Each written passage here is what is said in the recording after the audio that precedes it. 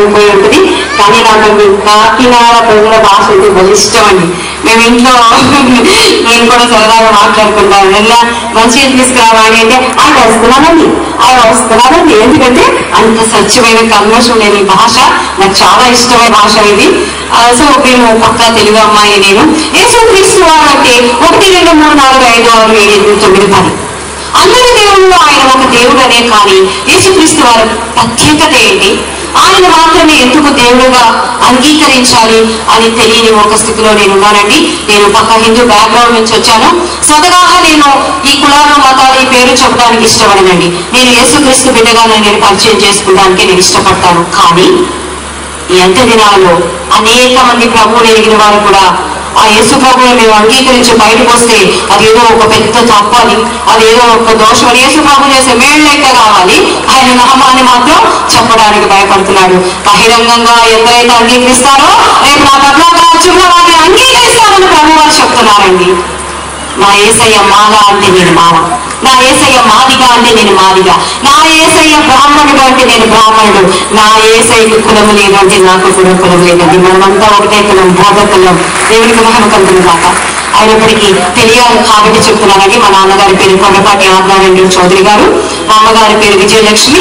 వాళ్ళ పుట్టిన 3వ సంతానం నేనండి. మరి నా ప్రమేయం లేకుండా నా 14వ సంవత్సరంలో నేను సినిమా ఇండస్ట్రీకి రావడం జరిగింది. సినిమా ఇండస్ట్రీ అనగానే అందరూ ఏమంటారంటే, అమ్మో అక్కడ మురికి పాపం అక్కడ అందరూ చెప్పిన వాళ్ళు. నేను ఇండస్ట్రీకి వచ్చినా కూడా చాలా విన్నానండి. ఎక్కడ లేదండి పాపం, మన వీధులలో లేదా, మనం వెళ్తున్న బస్ స్టాప్ లో లేదా, ఒక వ్యక్తి డాక్టర్ చదువుకోవాలంటే అక్కడ ఎన్ని ఫేస్ చేయాలండి, ఒక వ్యక్తి ఒక రాజకీయ రంగంలో ఉండాలంటే ఎక్కడ అన్నింటినీ ఫేస్ చేయాలండి. కానీ పరిశుద్ధ ఆత్మదేవుడు మనలో ఉన్నప్పుడు, మనం ఎక్కడ ఉన్నప్పుడు కూడా పాపాల్లో మనకి చోటు లేదండి. దేవుడికి మహిమ కలుగును గాక. దేవుని మహాకృపను బట్టి మరి అటువంటి భయంకరమైన ఇండస్ట్రీలో ఉన్నప్పటికీ కూడా దివ్యవాణి అంటే ఒక మంచి ఆర్టిస్ట్ గా నేను పేరు తెచ్చుకోగలిగానండి. మరి మీ అందరికీ కూడా తెలుసు, బాబు బొమ్మ పెళ్లి పుస్తకం అని అంటారు. ఈ రోజు బాబు బొమ్మ కాస్త ఏమైపోయిందండి, క్రీస్తు బొమ్మ మారిపోయింది. దేవునికి మహిమ కలుగును గాక. దివ్యవాణి కాస్త ఏమంటున్నారో తెలుసా, బయట క్రీస్తు వాణి. అందుని బట్టి నేను చాలా దేవుని స్తుతిస్తున్నానండి. ఎంతో మందికి లేని, మీకు నాకు తెలిసి మీనా, రోజా, రంభ, సౌందర్య ఆల్మోస్ట్ మేమంతా 1, 2, 3 ఏళ్ళు తక్కువ, కానీ మేమందరము ఒకేనండి. మరి వాళ్ళందరికీ లేనటువంటి ధన్యత వాళ్ళ వాళ్ళ రంగాలను ఎంచుకున్నారు. కొంతమంది అది ప్రపంచాన్ని వదిలిపెట్టి వెళ్ళిపోయారు. సౌందర్య నాకు ఎంతో ఆత్మీయురాలు, గర్వం లేని వ్యక్తి, అమ్మాయి ఎంతో చక్కగా నాకు చెప్తున్న ఫ్రెండ్ అన్నమాట. అలాగే రోజా, మరి తను రాజకీయ రంగాల్లో వెళ్ళిపోయి వాళ్ళున్న రంగాల్లో వాళ్ళు బూస్టప్ చేస్తున్నారు, వాళ్ళ రంగాన్ని వాళ్ళు చూపిస్తున్నారు. దేవుడు ఎందుకు ఈ దీనాలను ఎంచుకున్నాడు అని చెప్పని మరి నేను ఒక అన్యురాలుగా ఉన్నప్పుడు నా కుటుంబం మీద, నా మీద, మా వారి పేరు దేవాలన్నది తను సాఫ్ట్వేర్ రంగంలో ఉండి మరి ఈ రోజు క్రీస్తు నిమిత్తం ఆయన కూడా పరిచయంలో పాల్గొస్తున్నారు. మరి నా వివాహానంతరం మా కుటుంబం మీద నా అనుకున్న వాళ్ళు, మా స్నేహితులు కొంతమంది ఈ చేతబడులు, చీకటి శక్తుల ప్రభావాలను ప్రయోగించడం జరిగిందండి. అప్పటి వరకు నేను ఏదైనా ఒక సాగు చేసి వచ్చి, మా అమ్మగారు ఈ రోజు చాలా బాగుందా, నీ కొబ్బరికాయ దిష్టి తీస్తానంటే, ఏంటమ్మా ఈ రోజులో పాచలకాయ పచ్చడి ఎవరినమ్మ తీసిపని కొట్టివేసేదాన్ని. నా బాబు ఆరోగ్యం నిమిత్తమై నేను వెళ్ళని డాక్టర్ లేదండి, నేను చేయని స్కానింగ్ లేదు, నేను పెట్టని విభూతి లేదు, నేను కట్టని తాయితు లేదు, నేను తిరగని మాంత్రికుడు లేదు, నేను ఖర్చు పెట్టని నాకు లేదు. తల్లిగా నా హృదయం ఎంత అంటే రోజు ఏడ్చేదాన్ని. అన్నీ ఉంది, నాకు డబ్బు ఉంది, అన్నీ ఉంది, నా అనుకున్న వాళ్ళు ఉన్నారు, కానీ నా బిడ్డకు స్వస్థత లేదే అని చెప్పని మరి అనేక సమయాలు నేను కృంగిపోతున్నప్పుడు ఒకరోజు మా బాబు చదువుకుంటున్నటువంటి ఆ స్కూల్ టీచరు హెచ్ఎం మరి నిర్మల ఆంటీ అని, ఆమె ఒక క్రైస్తవురాలండి. ఫస్ట్ టైం ఆమె నన్ను యేసుక్రీస్తు వారి గురించి చెప్పి, నాకు నువ్వు కూడా రామ్మా, మా ఇంట్లో ఒక ప్రేయర్ మీటింగ్ జరుగుతుంది, నువ్వు తప్పకుండా రా దివ్య, దేవుడు నీకు నీ బిడ్డకు స్వస్థత ఇస్తానని చెప్పని ఆమె నన్ను పిలవడం జరిగిందండి. అప్పటి వరకు నాకు తెలియదు. నేనేమో ఒక అమ్మవారి లాగా వెళ్ళాను. సుప్రభాతం జరిగితే ఎంఎస్ సుబ్బలక్ష్మి అంత లేదు, ఉపవాస ప్రార్థన కూర్చున్నాయంటే కఠిన ఉపవాసాలు చేసేదాన్ని. అటువంటి నేను అక్కడకు కూడా మన హిందూ ధర్మం కదా అని ఇన్ని పూలు పెట్టుకొని, ఇంత పెద్ద పొట్టు పెట్టుకొని, ఇన్ని గాజులు వేసుకొని నేను అక్కడ ఒక విచిత్ర రూపంలో వెళ్ళానని.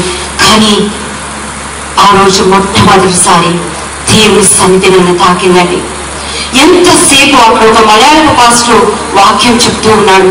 ఆ భాష నాకు అర్థం కాకపోయినా ఆ దేవుని సన్నిధి నన్ను తాకినప్పుడు కొన్ని గంటల పాటు నాకు తెలియకుండానే నా కన్నీళ్లు చెమరుస్తూ ఉన్నాయండి. నేను ఏడుస్తూ కూర్చున్నాను. నేను ఎప్పుడు ఒకటి చెప్తానండి, మన జీవితంలో ఒక వ్యక్తి ఒక నవ్వునే నటించగలరు, మనకి ఇష్టం లేని పరిస్థితులు, ఇష్టం లేని వ్యక్తులు, ఇష్టం లేని ఆ ఒక ప్రభావం మనకు అక్కడ ఉన్నప్పటికీ కూడా దానిని మనం ఓర్పుతో అణుచుకొని మన ముఖాన్ని నవ్వు దులుముకొని ఆ పని చేసి ఇవతలకు వస్తాం. కానీ అంతరంగం కదిలితేనేనండి మన కన్నీళ్ళు వస్తే ఆ కన్నీళ్ళు మనం దాచుకున్నా అన్నా కూడా తాగు. ఈ లోకంలో దేవుళ్ళు అనబడిన వాళ్ళ దగ్గర కొబ్బరికాయలు పగలగొడుతుంటే హృదయాన్ని పగలగొట్టబడిన శక్తివంతుడండి యేసుక్రీస్తు వారు. శక్తివంతుడు. ఆ రోజు అలా ఎంతసేపు నేను ఏడుస్తూ ఉన్నానంటే నాకే తెలియనంత సమయం. కానీ నా హృదయానికి ఎంతో హాయి. నాకు చాలా ఆశ్చర్యం వేసింది. ఎలా నేను పూజలు చేసేదానంటే ఆ విగ్రహాలు తోవి తోవి కడిగి కడిగి కడిగి అలసిపోయి ఆ నైవేద్యాలు పెట్టి ఆరాధించి అన్ని చదివి అలసిపోయి పడుతుందని ఏ రోజు దేవుని సన్నిధిలో నాకు ఏమన్నటువంటి తెలియదు. ఎందుకు ఆ పరిశుద్ధుని సన్నిధిలో కూర్చోగల నాలో ఎంతో దుఃఖం కలిగింది. ఆయన దీనత్వం ఆ యొక్క దేవుని యొక్క సన్నిధి నన్ను తాకుండాలని కొన్ని రోజులు నేను అలా ఆలోచిస్తూ ఉండిపోయానండి. ఆ రోజు ఆ సహోదరి నా చేతులకి బైబిల్ ఇచ్చి అమ్మ దివ్య దీన్ని చదువు, దేవుడు నీతో మాట్లాడతాడు అనండి. స్వతహాగా నేను చాలా ట్యూబ్ పెట్టండి. ఒక విషయం చదివితే నాకు అర్థం అవడానికి అది ఒక అరగంట పడుతుంది. మనుషులు మాట్లాడితేనే నాకు అర్థం కాదు, ఈ పుస్తకం ఏంటి, దీని నాతో మాట్లాడటం ఏంటని తీసుకున్నానండి.